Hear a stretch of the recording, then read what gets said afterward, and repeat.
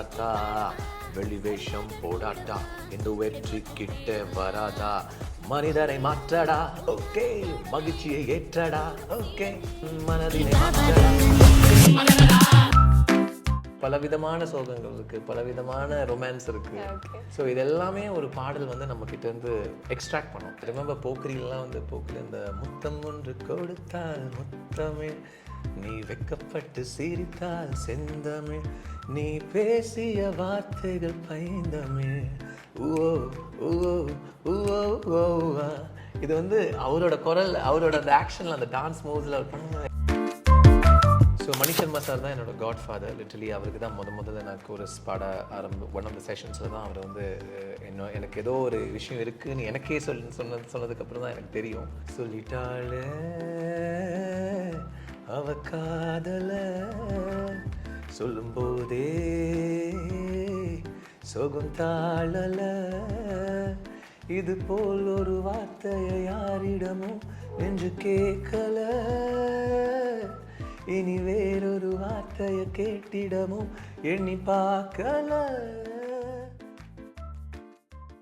இந்து தமிழ் நேயர்களுக்கு வணக்கம். இன்னைக்கு நமக்கு இசை பொழுது அப்படின்னு தான் சொல்லணும். ஸோ நம்ம கூட இருக்கிற கெஸ்ட் ஒரு young and energetic person, none other than singer Ranjith அவர்கள். வணக்கம். வணக்கம். எப்படி இருக்கீங்க சார்? சூப்பராக இருக்கேன். ஸோ இன்னைக்கு வந்து உங்ககிட்ட நிறைய விஷயங்கள் பேசி தெரிஞ்சுக்க போகிறோம். அதை விட வந்து நீங்கள் பாடி அதை வந்து நாங்கள் லைவாக கேட்க போகிறோம் அப்படிங்கிறது ரொம்பவே ஹாப்பியான ஒரு விஷயம். ஸோ எஸ், எப்படி இருக்கீங்க? எப்படி போயிட்டு இருக்கு எல்லாம்? நல்லபடியாக போயிட்டு இருக்கு, கடவுள் புண்ணியத்தில். It's good. Busy with shows, சின்ன recordings and all that. So yeah, no complaints. No complaints. அதுவே வந்து இப்போ பெரிய விஷயம். ஸோ ஃபர்ஸ்ட் ஆஃப் ஆல் வந்து நான் என்ன எதுலேருந்து ஸ்டார்ட் பண்ணோம் அப்படின்னு நினைக்கிறேன்னா, ஸோ 20+ இயர்ஸ் வந்து நீங்கள் இண்டஸ்ட்ரியில் கிராஸ் பண்ணியிருக்கீங்க, which is not an easy thing. So first of all அதுக்கு எங்கள் வியூவர்ஸ் சார்பாக வாழ்த்துக்கள். ஸோ இந்த ஜேர்னி வந்து நீங்கள் ஸ்டார்ட் பண்ணும்போது நினச்சிங்களா இத்தனை வருஷம் வந்து நம்ம சக்ஸஸ்ஃபுல்லாக வந்து இண்டஸ்ட்ரியில் இருக்க போகிறோம் அப்படிங்கிறது நினச்சிங்களா? திரும்பி பார்க்கும்போது எப்படி இருக்குது? கண்டிப்பாக அதெல்லாம் எதிர்பார்க்காத விஷயம்தான். ஆனஸ்ட்லி எனக்கு இப்போவும் நீங்கள் இது சொல்லும்போது எனக்கு என்னை அப்படியே கொண்டு போகிறது என்னென்னா, அந்த reality show days. Reality show கிடையாது, அப்போ டேலண்ட் ஷோ, சப்தஸ்வரங்கள், சன் டிவி சப்தஸ்வரங்கள் அப்படின்னு சொல்லி சும்மா டெலிவிஷனில் நம்ம வந்து ஒரு பாட்டு பாடி அந்த மாதிரி ஜட்ஜஸ் நம்மளை ஜட்ஜ் பண்ணி அந்த மாதிரி வந்து ஒரு காலகட்டம். அப்போ தான் மெயினாக தமிழ் பாடல்கள்லாம் வந்து ரொம்ப, அது வரைக்கும் கிளாசிக்கல் கர்நாடிக் மியூசிக்கில் தான் என்னோடய ட்ரைனிங் இருந்தது. நிறைய தமிழ் பாடல்கள், எஸ்பெஷலி பழைய எம்எஸ்வி சாரோட தமிழ் பாடல்கள் அதெல்லாம் அதுக்குள்ளெல்லாம் இறங்கி போனது அந்த ரியாலிட்டி ஷோவில், சாரி டேலண்ட் ஷோக்காக. எனக்கு அது கரெக்ட் பண்ண வேண்டியதாக இருக்குது. அந்த டேலண்ட் ஷோக்காக அதுக்காக ரெடி ஆகும்போது தான் அப்போ தான் தெரிஞ்சது எவ்வளோ பெரிய ஒரு கடல் இது. எவ்வளோ அஃப்கோர்ஸ் நான் சின்ன வயசுலேருந்து கேட்டு வளர்ந்ததெல்லாம் ராஜா சார் பாடல், அப்புறம் எஸ்பிபி சார், யசோதா சார், இவங்களோடலாம் லெஜெண்ட்ஸ், ஜானகி அம்மா, அவங்களோடலாம் பாடல்கள் கேட்டு தான் வளர்ந்தாலும் அதுக்கும் முன்னாடி இருக்கிற காலகட்டம் அதெல்லாமே ஒரு பயங்கரமாக என்ன அப்படியே அந்த அந்த அந்த ஒரு சைடுக்கு ரொம்ப இழுத்துருச்சு. ஆனால் திரும்பி பார்த்தா நீங்கள் சொன்ன மாதிரி எல்லாம் ஜாம்பவான்கள். இவங்க கூட எப்படி நமக்கெல்லாம் ஒரு வாய்ப்பு, ஒரு பிளேபேக் சிங்கராக, ஒரு பின்னணி பாடகனாலாம் நான் எதிர்பார்க்கவே இல்லை அந்த காலகட்டத்தில். But thanks to Rahman sir, அவர் தான் வந்து அந்த ஃபுல் ட்ரெண்டை உள்ளே கொண்டு வந்தார். ஏன்னா இன்னும் யங்கர் சிங்கர் சார், ஸ்ரீனிவாஸ் சார்லேருந்து, உன்னிகிருஷ்ணன் சார்லேருந்து எல்லாருமே, ஹரிஹரன் சார், சங்கர் மாதேவன், எல்லாருமே they just came in like a big army. அப்போ தான் அவர் கொண்டு வந்தார். ஸோ அது வந்து புது ஹோப்ஸ் க்ரியேட் பண்ணுச்சு. சரி நமக்கும் ட்ரை பண்ணலாம், முயற்சி பண்ணலாம்னு சொல்லி அப்புறம் கொஞ்சம் கொஞ்சமாக கோரஸ் பாட ஆரம்பித்தேன். ஏன்னா எனக்கு பெரிய ஒரு ஹோல்டிங் எதுவும் இல்லை இண்டஸ்ட்ரியில், யாருக்கும் தெரியாது, புது இண்டஸ்ட்ரி. என்னோடய வீட்டில் யாருக்குமே இசைனா எல்லாம் ஆர்வமே தவிர யாருமே ப்ரொஃபஷ்னலாக அதுக்கு போனதில்லை. ஸோ நான் கோரஸ் சிங்கிங் அப்படின்னு உள்ளே வந்தேன். அதுக்கப்புறம் பாடி பாடி கொஞ்சம் கொஞ்சமாக அந்த இண்டஸ்ட்ரி எப்படி, ஸ்டூடியோ எக்ஸ்பீரியன்ஸஸ்னால் என்ன, இப்படிலாம் கொஞ்சம் கொஞ்சமாக கற்றுக்கிட்டு பாட ஆரம்பிக்கும் போது இதெல்லாம் நீங்கள் சொன்ன மாதிரி பின்னணி பாடகராக ஒரு படத்தில் பாடினதே மணி சர்மா சார் தான் முதல்ல என்னை இன்ட்ரடியூஸ் பண்ணார். ஸோ மணி சர்மா சார் தான் என்னோட காட் ஃபாதர். லிட்டரலி அவருக்கு தான் முதல்ல நான் கோரஸ் பாட ஒன் ஆஃப் த செஷன்ஸில் தான் அவர் வந்து எனக்கு ஏதோ ஒரு விஷயம் இருக்குன்னு எனக்கே சொன்னதுக்கப்புறம் தான் எனக்கு தெரியும். ஸோ அதெல்லாம் வந்து ஒரு மறக்க முடியாத விஷயம். அப்படி உள்ளே வரும்போது கண்டிப்பாக நீங்கள் சொன்ன மாதிரி 20 இயர்ஸா 21 இயர்ஸா அதெல்லாம் நம்ம எதிர்பார்க்கவே இல்லை. கவுன்ஸ்லாம் எதுவுமே இந்த பாட்டு பாடும்போதும் சரி, ஒரு நாளைக்கு 4 ரெக்கார்டிங் 5 ரெக்கார்டிங் பாடிட்டே போவோம். We never keep a count. இன்னைக்கு வந்து தேங்க்ஸ் டு ஸ்ட்ரீமிங் பிளாட்ஃபார்ம்ஸ் இன்னைக்கு எவ்வளோ பாட்டு நான் பாடிருக்கேன்னு எனக்கே தெரியணும்னா அந்த லிஸ்ட்டில் போய் பார்த்தா தான் தெரியும். ஏன்னா அவங்க அதோட ஒரு ப்ராப்பர் டேட்டா பேஸ் வச்சுருக்காங்க. ஸோ இதெல்லாம் அந்த டைமில் இல்லை. ஸோ இதெல்லாம் எல்லாமே ஐ திங்க் இட்ஸ் யூனிவர்ஸோட ஒரு கிஃப்ட் தான். But yeah it's been a lot of fun. So சொல்லியிருந்தீங்க மணிஷ் சர்மா சார் தான் வந்து உங்களை ஃபஸ்ட்டு அந்த ஃபைண்ட் அவுட் பண்ணது அப்படிங்கிறது. ஸோ அவரோட நீங்கள் ட்ராவல் பண்ண அந்த ஜேர்னி வந்து எப்படி இருந்துச்சு? ஸோ இன்னொரு விஷயம் வந்து இதில் என்ன ஆட் பண்ணணும்னு நினைக்கிறேன்னா, மணிஷ் சர்மா சாருடைய மியூசிக் தமிழில் அவர் கொடுத்த பாடல்கள் ஆகட்டும், அவருடைய இசையாகட்டும், கண்டிப்பாக வந்து அது என்றைக்குமே கொண்டாடப்பட வேண்டியது. ஆனால் அவருக்கான இடம் வந்து இன்னும் ஒரு படி மேலே வந்து இருந்திருக்கணுமோ அப்படிங்கிற ஒரு சின்ன குறை வந்து நிறைய ரசிகர்கள் சொல்லி பார்த்துட்டே இருக்கோம். ஸோ அந்த ஒரு ஃபீல் ஏதோ உங்களுக்கு இருந்துச்சா? ஸோ ஃபர்ஸ்ட் வந்து ஒரு ட்ராவல் பற்றி சொல்லுங்க. Next you please move on this question. So I think Manish Sharma sir வந்து நான் வரும்போதே வந்து பெரிய ஜாம்பவான் தெலுங்குல வந்து நிறைய ஹிட்ஸ், டாப் ஹிட்ஸ் எல்லாமே அவர் தான் பண்ணிட்டு இருந்தார். இன்றைக்கும் ஐ திங்க் அவரோட தெலுங்கு சைடில் பார்த்தீங்கன்னா அவருக்கு நீங்கள் கரெக்டாக சொன்னீங்க. ஏன்னா அவருக்கு அந்த ஒரு செலிப்ரேஷன் அவர் எப்படி தெலுங்குல செலிப்ரேட் பண்ணுறாங்களோ அந்த அளவுக்கு அவர் தமிழில் செலிப்ரேட் பண்ணலையோன்னு எனக்கும் தோணியிருக்கு. பட் நம்ம ஆர்ட் அந்த மாதிரி தான். நம்ம ஆர்டிஸ்ட், நம்ம ஒரு ஆர்ட்டோட இணைகிறோம், நமக்கு தெரிஞ்சதெல்லாம் நம்ம வித்தையெல்லாம் நம்ம இறக்குறோம். அதை மக்கள் ஒவ்வொரு விதமாக ரசிக்கிறாங்க, ஒவ்வொரு மாதிரி அதை செலிப்ரேட் பண்ணுறாங்க. இப்போ நீங்கள் சொன்ன மாதிரி இப்படி தான் அவங்க செலிப்ரேட் பண்ணணும், அப்படி தான் அவங்க செலிப்ரேட் நம்ம சொல்ல முடியாது. அவங்களுக்கு பிடிச்ச மாதிரி அது ஒவ்வொரு காலகட்டத்திலையும் அந்த செலிப்ரேஷன் வந்துட்டே இருக்கும். இப்போ நீங்கள் கரெக்டாக சொன்ன மாதிரி இப்போ சில அவரோட பாடல்கள்லாம் இப்போ ட்ரெண்டிங்காக போயிட்டு இருக்கு நிறைய. ஸோ அது வந்து டைம் இட்ஸ் லைக் தேட். ரசிகர்களும் அப்படி தான் மாறி மாறி வருவாங்க. அண்ட் நான் வந்து அவர்கிட்ட ஜாயின் பண்ண டைமில் வந்து லிட்ரலி அவரோட இசை ஃபேக்ட்ரினே சொல்லலாம். ஏன்னா அதுக்குள்ளே போனோன்னா ஒவ்வொரு ரூம்லேயும் ஒரு 8-10 ப்ராஜெக்ட் பண்ணிட்டு இருப்பாரு சைமல்டேனியஸ்லி, லைக் தெலுங்கு தமிழ் எல்லாமே சேர்த்து. அந்த 8-10 படம் அப்படின்னா எல்லாம் பெரிய படங்கள். தெலுங்குல சிரஞ்சீவி சார், பவன் கல்யாண் அவரோட இவரோட எல்லாம் டாப் ஹீரோஸோட மூவி அங்கே பண்ணிட்டு இருக்கும்போது இங்கே வந்து விஜய் சாரோட படம், அப்புறம் தனுஷோட படம் இதெல்லாம் இந்த சைடில் பண்ணிட்டு இருப்பாரு. ஸோ ஒவ்வொரு ரூமுக்குள்ளேயும் போனீங்கன்னா அவரோட ஸ்டுடியோவை பார்த்தீங்கன்னா பெரிய ஒரு பயங்கர ஒரு எப்படி சொல்ற பேலஸ் மாதிரி இருக்கும். நீங்க சொன்னது அந்த வார்த்தை இசை ஃபேக்டரி அப்படின்னு சொல்லி இசை ஃபேக்டரி உண்மையிலே. ஏன்னா ஒவ்வொரு ரூமுக்குள்ள நீங்க போனீங்கன்னா அங்கே ஒரு ப்ரோக்ராம் இருக்கும், அந்த ப்ரோக்ராம் பண்ணிட்டு இருப்பாங்க, ரிதம் ப்ரோக்ராம் பண்ணிட்டு இருப்பாங்க, லைவ்ஸ் எடுத்துட்டு இருப்பாங்க, லைவ் செக்மெண்ட்ஸ் எடுத்துட்டு இருப்பாங்க. ஸோ எனக்கெல்லாம் வந்து எப்படின்னா ஒரு ஆல் ஆக்சஸ் பாஸ் மாதிரி. நான் எங்கே வேணால் போகலாம், யாரோட வேணால் உட்காரலாம். ஏன்னா அவங்க திடீர்னு கூப்பிட்டு இங்கே வா இந்த லைன் பாடு அப்படின்வாங்க. இன்னொருத்தர் ப்ரோக்ராம் பண்ணிட்டு இருக்கும்போது. ஆனால் இந்த பியூட்டி என்னன்னா ஒவ்வொரு லிட்டில் நோட்டும், ஒவ்வொரு நோட் அதில் வர்ற எல்லா நோட்டுமே வந்து மணிஷ் சர்மா சார் வந்து கேட்டு அப்படி அழகாக வந்து இன்ஸ்ட்ரக்ட் பண்ணுவார். Because it is a big challenge. இவ்வளோ ப்ராஜெக்ட் சைமல்டேனியஸாக போயிட்டு இருக்குன்னு சொல்லும்போது அவர் ஒவ்வொன்றும் அவ்வளோ கிளியராக அவரோட மைண்டில் இருக்குங்கிறதா என்னை ரொம்ப வியக்க வைக்கும். ஏன்னா இந்த பாட்டில் இந்த பிஜிஎம்ல இதை இங்கே மாற்றுங்க, இந்த இதில் இந்த ரிதம் செக்ஷனை இப்படி பண்ணுங்க, எப்படி இவ்வளோ ஞாபகம் இருக்குது. 8 ப்ராஜெக்ட்னா அதில் 8x5 40 பாட்டு எப்படி அவருக்கு கண்டினியூஸாக ஒவ்வொன்றையும் அவரோட கவனம் எப்படி இருக்குன்னு பார்த்தீங்கன்னா that is most. But that is the kind of எப்படி சொல்கிறது கிராஃப்ட் மேன் ஹி இஸ். அவ்வளோ ஒரு டெடிகேஷன், அவ்வளோ ஒரு ஸ்கில் அவருக்கு ரொம்ப நேச்சுரலாக வரும் இசையெல்லாம் வந்து அப்படி. ஸோ அந்த கேம்பஸில் தவழ்ந்து வளர்ந்ததுலாம் வந்து இட்ஸ் அ பிக் டீல். இன்றைக்கி கூட நான் ரொம்ப செரிஷ் பண்ணுற ஒரு விஷயம். இன்றைக்கும் ஏதாவது இப்போ பாடிட்டு இருக்கோன்னா அதுக்கு தான் காரணம்னு நினைக்கிறேன். ஏன்னா அந்த மாதிரி ஒரு ட்ரைனிங் அப்படி வேணால் சொல்லலாம், அந்த மாதிரி ஒரு university. So that has been amazing. But I think as an artist நீங்கள் சொன்ன மாதிரி தமிழில் எஸ்பெஷலி அவர் பண்ண ஒர்க்குக்கெல்லாம் இன்னும் பெரிய பெரிய லெவலில் அவருக்கு வரும், கண்டிப்பாக வரும். It's not the end of the story. So the story is still on. So நீங்கள் வந்து சொல்லியிருந்தீங்க நான் ரியாலிட்டி ஷோவில் கலந்துக்கல, டேலண்ட் ஷோவில் தான் வந்து கலந்துட்டேன். அந்த வார்த்தையை நீங்கள் கரெக்ட் பண்ணிகிட்டே இருந்தீங்க பேசும்போது. ஸோ இப்போ வந்து அந்த இப்போ டேலண்ட் ஷோங்கிறது ரியாலிட்டி ஷோவாக வந்து நீங்கள் சொன்ன மாதிரி மாறி இருந்தாலும் அங்கேருந்தும் வந்து நிறைய டேலண்ட்ஸ் வந்து வந்துட்டு தான் இருக்காங்க. பட் ஸ்டில் அந்த ரியாலிட்டி ஷோஸ் மேலே அந்த டிஆர்பிக்காக நிறைய விமர்சனம்லாம் வந்து முன்வைக்கப்படுது. ஸோ நீங்கள் வந்து அந்த மாதிரியான ஒரு பிளாட்ஃபார்ம்லேருந்து வந்த ஒரு நபர் அப்படிங்கிறதால இந்த கொஸ்டின் கேட்குறேன். ஸோ நீங்கள் எப்படி அந்த talent show to reality show அதை எப்படி வந்து பார்க்குறீங்க நீங்கள்? So I think the main difference என்னன்னு பார்த்தீங்கன்னா, டேலண்ட் ஷோனா இப்போ நாங்கள் போவோம், அந்த மைக் முன்னாடி நிற்போம், பாடுவோம், அந்த ஜட்ஜ் வந்து இது கரெக்டாக இருந்தது, இது சரியில்லைன்னு சொல்லிடுவாங்க, போயிடுவாங்க. எங்கள் பேர் அனௌன்ஸ் பண்ணுவாங்க, அவ்வளோதான். அதை தவிர வேறு எந்த விதமான ஒரு ஃபோக்கஸும் as an artist is not given. அது வெறும் டேலண்ட் ஷோ. நம்ம டேலண்ட்டில் மட்டும்தான் அவங்களுக்கு ஃபோக்கஸ். மற்றபடியான எந்த நரேட்டிவும் அங்கே கிடையாது. அது வந்து ஜட்ஜஸ் வந்து நம்ம டேலண்ட் எப்படியோ அந்த மொமெண்ட்டில் நம்ம டேலண்ட் எப்படி வெளிப்படுத்துகிறோமோ அதை வந்து ஜட்ஜ் பண்ணி கொடுத்துட்டு போயிட்டே இருப்பாங்க. பட் இன்னைக்கு reality show is not like that. Reality ஷோன்னு சொல்லும்போது உங்கள் பர்சனாலிட்டி, நீங்கள் எங்கேருந்து வரீங்க, உங்கள் பேக்ரவுண்ட் என்ன, உங்கள் ஃப்ரெண்ட்ஸ் யார், உங்கள் அம்மா அப்பா என்ன மாதிரியான பேக்ரவுண்ட், உங்கள் ஃபேமிலி பேக்ரவுண்ட் எல்லாமே அதுக்குள்ளே அப்படியே போயிடுவாங்க.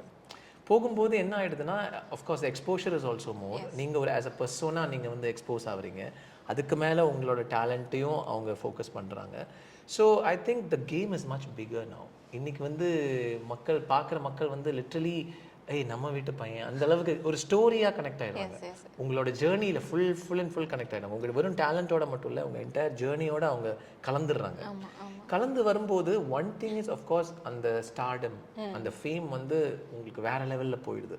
அஃப்கோர்ஸ் நீங்கள் சொன்ன மாதிரி இன்றைக்கி ரியாலிட்டி ஷோனா நிறைய சேனல்ஸில் இருக்குது. So they're also competing with each other. So இன்னும் அவங்களோட பார்ட்டிசிபென்ட்ஸை எப்படி they are the big thing, அவங்க தான் நெக்ஸ்ட்டு, அவங்க தான் எல்லாமே அப்படிங்கிற மாதிரியான ஒரு பிக்சரை அவங்க பெயிண்ட் பண்ணிடுறாங்க. That picture is good. அது ஒரு ஆடியன்ஸ்க்கான ஒரு பெர்ஸ்பெக்டிவ். ஆடியன்ஸ்க்கு முன்னாடி அந்த ரியாலிட்டி ஷோ நடக்கிற காலகட்டத்தில் பார்த்தீங்கன்னா எஸ்பிபி சார், யேசுதாஸ் சார் கூட ஒன்றுமே இல்லைங்கிற மாதிரி, இவங்க தான் எல்லாமேங்கிற மாதிரியான ஒரு லைம் லைட் அவங்களுக்கு கொடுக்கப்படுது. பிகாஸ் அதுதான் that sells in reality show. But அதில் என்ன ஆயிடுதுன்னா sometimes the artist get carried away. அவங்களால அதை ஹேண்டில் பண்ண முடியாத மாதிரி வந்து, ஏன்னா they're not really ready for it. இது வந்து குயிக் இன்ஸ்டன்ட் ஃபுட் மாதிரி. 6 months நீங்கள் வந்து from nowhere you become a star. இன்னைக்கு ஊரே நம்மளை பற்றி பேசுன்னு சொல்லும்போது அதை ஹேண்டில் பண்ணுற ஒரு பக்குவம் அது வந்து எல்லாருக்கும் இருக்கிறது இல்லை. Some people have it, some people அதில் வந்து கொஞ்சம் என்ன சொல்கிறது ஸ்லிப் ஆகிடுவாங்க. ஸ்லிப் ஆகும்போது என்ன ஆகிடும்னா கொஞ்சம் நம்ம தான் எல்லாம் அப்படிங்கிற மாதிரி ஒரு சில எமோஷன்ஸ் வரும்போது it becomes very difficult to move forward, you know. So அந்த மாதிரி சில சேலஞ்சஸ் நான் பார்த்துருக்கேன். பட் ஐ திங்க் அதை மீறி ஜஸ்ட் ஒரு எக்ஸ்போஷர் மட்டும்தான், இது வந்து ஒரு ஆப்பர்ச்சுனிட்டி மட்டும்தான் அப்படின்னு மட்டும் அதை பார்த்து அந்த ஆப்பர்ச்சுனிட்டியை அவங்க திறமையை வெளிப்படுத்துறதுக்காக மேக்ஸிமம் யூஸ் பண்ணுறவங்க எல்லாருமே சக்ஸஸ்ஃபுல்லாக இருக்காங்க. இன்னைக்கு என்கிட்ட யாராவது யங்ஸ்டர்ஸ் வந்து கேட்பாங்க, இந்த மாதிரி நான் ரியாலிட்டி ஷோ போட்டுமா, நீங்கள் என்ன நினைக்கிறீங்க? ஐ சேட் கோ, கண்டிப்பாக போங்க. அது ஒரு விதமான எக்ஸ்போஷர், அது ஒரு விதமான ஒரு ஆப்பர்ச்சுனிட்டி. அங்கே காம்படிஷன் இருக்குது, அங்கே எல்லா விதமான போட்டியும் இருக்குது. அங்கே உங்கள் திறமைக்கு மட்டும் இல்லை, உங்கள் பர்சனாலிட்டிக்கும் ஒரு ஆப்பர்ச்சுனிட்டி, ஒரு விஷயம் இருக்குது. நீங்கள் என்ன மாதிரியான ஆளுன்னா அவங்க அதுக்குள்ளே எக்ஸ்போஸ் பண்ணுவாங்க. பட் பி ஓப்பன், அது ஒரு ஆப்பர்ச்சுனிட்டியாக எடுத்துக்கங்க, விளையாடுங்க, ஒரு விளையாட்டாக விளையாடுங்க. ரொம்ப சீரியஸாக எடுத்துகிட்டு இதுதான் வாழ்க்கைன்னு நினச்சிட்டு அதுக்குள்ளே போகாதீங்க. இதில் ஜெயிச்சாதான் நான் எல்லாமே அவ்வளோ சீரியஸாக நீங்கள் எடுக்காமல் இந்த கேமை விளையாடினீங்கன்னா definitely so much you can learn from that. கரெக்டாக சொன்னீங்க. அந்த இது ஃபேமை ஹேண்டில் பண்ணுறதுக்கான ஒரு மெச்சூரிட்டி இருக்கணும். கரெக்ட். அது வந்து ஒரு துவக்கம் மட்டும்தான். நீங்கள் அந்த ரியாலிட்டி ஷோவை ஜெயிச்சாலுமே that is your first LKG. அப்போ நீங்கள் எல்கேஜி வந்துட்டீங்கன்னு அர்த்தம். பட் நிறைய பேருக்கு என்ன ஆகிடும், அதுவே வந்து நம்ம யூனிவர்சிட்டி பாஸ் அவுட் அப்படிங்கிற ஒரு ஃபீலிங் வரும்போது அது ஒரு பிளாக் கிரியேட் ஆகிடும். இட் கிரியேட்ஸ் ஃபியர், பயம் வந்துடும். ஐயோ என்ன பண்ணுறது, அடுத்தது என்ன அப்படிங்கிறது கேட்கும்போது அவங்களுக்குள்ள அந்த ஒரு ஃபேமை தக்க வச்சுக்கணும் அப்படிங்கிற ஒரு மைண்ட் செட்டும் வரும். அப்போ என்ன ஆகிடும், அந்த ஃபேம் வந்து டாமினேட் பண்ணணும் உங்கள் ஆர்ட்டை விட. ஸோ ஆர்ட்டை பொறுத்த வரைக்கும் நீங்கள் எப்போவுமே கற்றுக்கிட்டே இருக்கணும். நீங்கள் எப்போவுமே அந்த எல்கேஜிலேயே இருக்கிறது பெட்டர். ஏன்னா இன்றைக்கி கூட யேசுதாஸ் சார் கிட்ட நீங்கள் போனீங்கன்னா அவர் சொல்லுவார், எனக்கு இசையில் எதுவுமே தெரியாதுன்னு. உண்மையிலேயே ஒரு குழந்தை மாதிரி அவர் வந்து, எஸ்பெஷலி கர்நாடக சங்கீதம்லாம் வந்து எனக்கு அந்த மாதிரி வாய்ப்பு கிடச்சிருக்கு. என்னோட ரொம்ப க்ளோஸ் ஃப்ரெண்ட்ஸ் எல்லாம் போய் மீட் பண்ணி பேசியிருக்காங்க. சின்ன குழந்தை இப்போ இன்றைக்கி நான் ஒரு கீர்த்தனை கற்றுக்கிட்டேன், அந்த எக்ஸைட்மெண்ட்டோட இந்த வயசுலையும் அவர் வந்து பேசிகிட்டு இருப்பார். So this is an inspiration. இதுதான் உண்மையான லெஜெண்டோட ஒரு விஷயம் நான் ஃபீல் பண்ணுறேன். ஏன்னா they always feel there is so much more to go.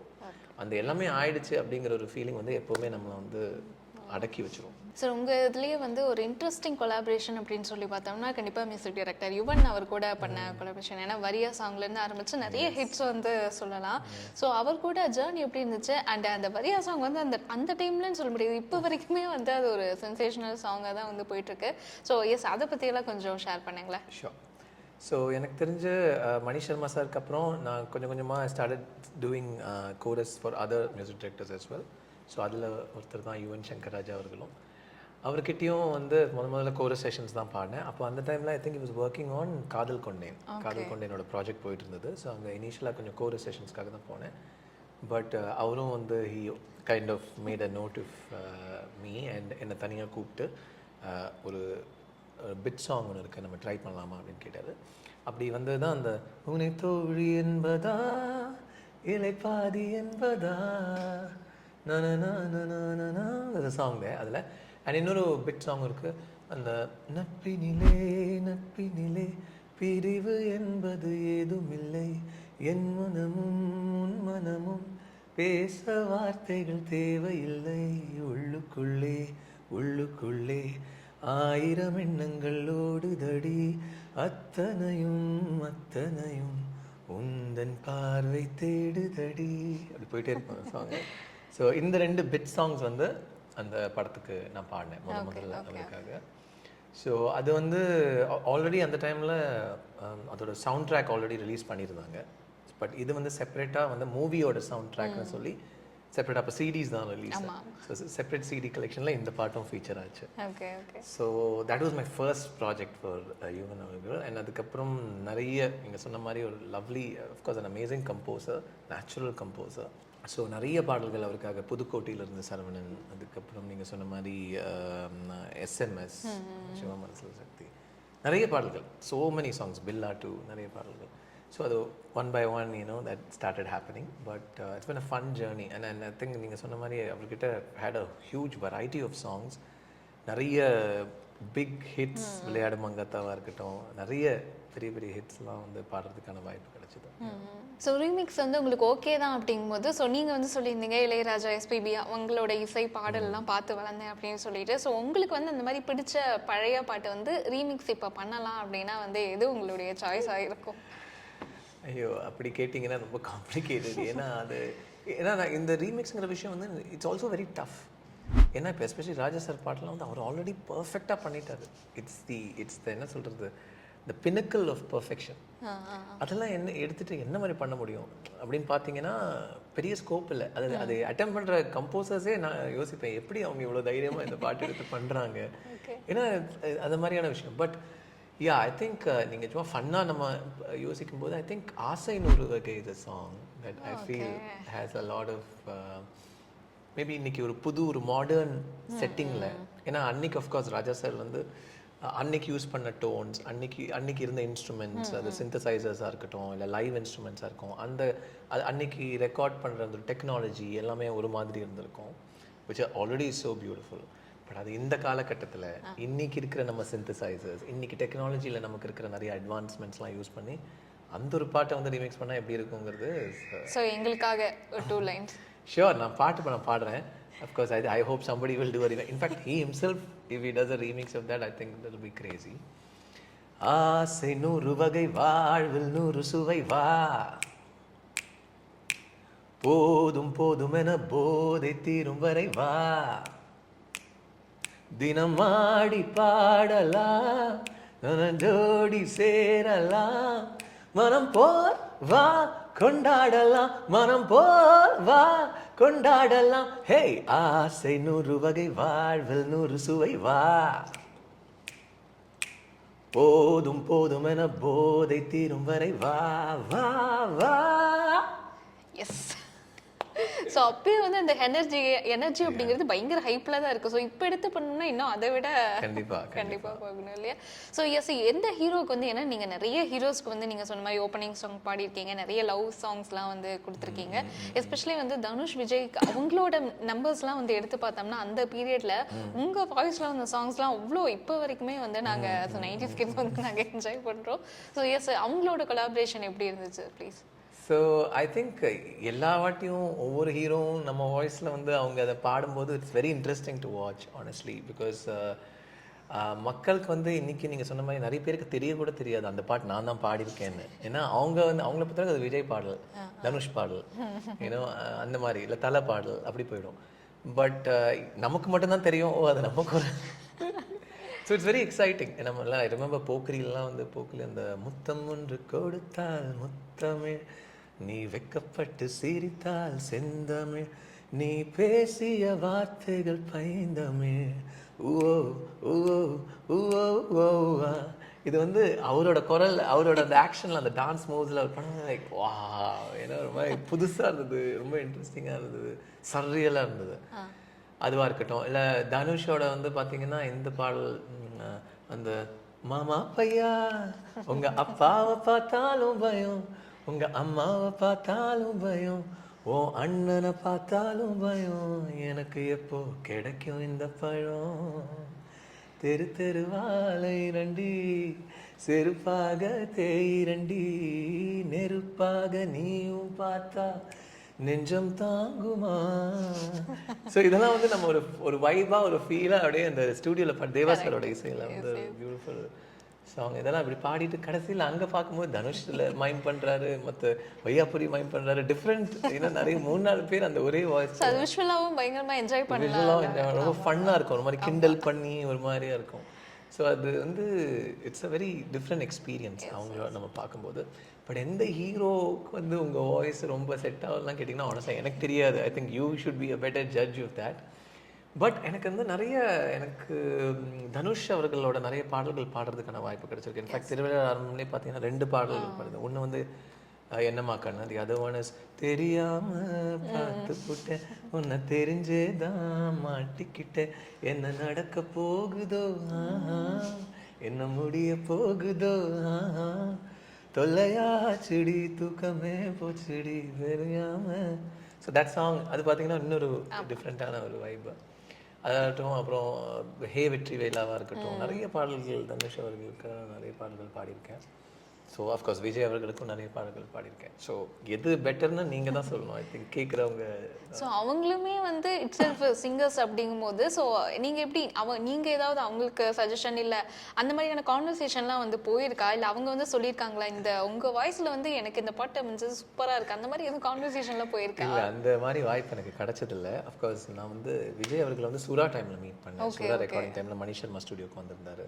So அவரை மீட் பண்ணி, ஏன்னா அவர் ரொம்ப பேசவும் மாட்டார், ரொம்ப ரொம்ப சைலண்ட்டாக, அவரோட பர்சனாகவே அப்படி தான், எஸ்பெஷலி ஸ்டுடியோவில்.